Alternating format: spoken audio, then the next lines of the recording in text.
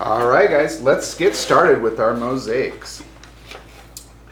The first thing you're going to need to do is you're going to need to come up with your idea of what you want to create. So what is your picture going to be of? So we do have a mosaic idea packet. Now this has a bunch of different ideas. Some are good, some are not. The biggest thing is that you can kind of see the shape, the overall shape of what it is you're going to create. Like if you're going to do an elephant, you can kind of look at the shapes that creates the overall look of it. It's nice to see and have a picture of it before you begin. There's some other ideas in the back here, more animals, sea animals, and then if you'd like to, you could do even some type of food or dessert. Okay, so this is there. You could do a little sketching before you begin. The biggest thing is that you do your picture really large. That means you fill up the whole area. So I'm just going to show you how I got started with this fish one here and how I did my drawing. So the first thing I did is I want to try to fill up this entire space, or at least as much as I can, because once we start putting those little things on there, those little pieces of paper, we want to be able to fill them in and have a lot of detail. So what I like to do is I need to figure out how far I'm going to go, and I want to have my fish fill up the entire area. So I usually put a little guideline though there on where I want it to go. Keeping it simple, I'm just going to draw the outer line in there. You might be able to see this, you might not. And as I go, so it looks like this fin's not going to go all the way, so I might have to adjust a little bit. Okay, so this is going to come out right here. Notice how I kind of do like sketchy lines. So I'm not quite sure at first. I kind of do sketchy lines, and I can always go back over it a little bit later there.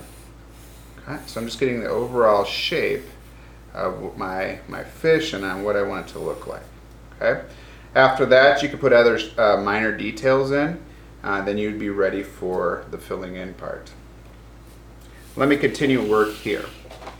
So once you get to the color part and you're filling it in, we have strips of paper in the back, a variety of different colors. Now I was going to, in the background, do some cool colors and focusing on these two shades of blue, and I was thinking it might even be a good idea maybe to put in a little bit of green throughout. So to get started, I'm going to have triangles for my background. You could have squares or rectangles if you wanted to. It's really up to you for that, as long as you keep it to the same. So if you're going to choose triangles, do the whole thing in triangles, or at least do a part in that. So if I did like triangles for my fish and then squares in the background, that would work as well. So I'm just cutting up a few triangles. I don't need to cut up all of them at once. Just a few to get started, and maybe a few more over here. I was going to put a few green ones in, see what that would look like. So I need to get these ready before I start to put the glue down. Okay, put that off to the side, and then I'm going to get this lighter blue as well. If you were to do just a rectangle, you would just come straight across like this. Okay, but I'm doing triangles for mine, so I'm going to keep those out of there. I have a little pile here, and I'm going to start working up in this area right here. We're going to use Elmer's white glue. You're going to just put a little bit down. So I'm just going to work just right here all at once. I don't want to try to put glue on the whole area.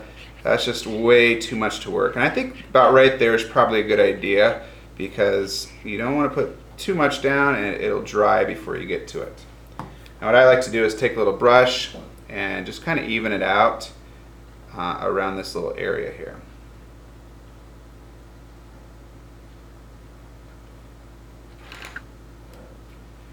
Okay, I'm going to start putting them down. What I like to do is I like to work around edges first of all, and because that'll give it a little bit cleaner look, and then we'll fill in the bigger areas a little bit later as we go.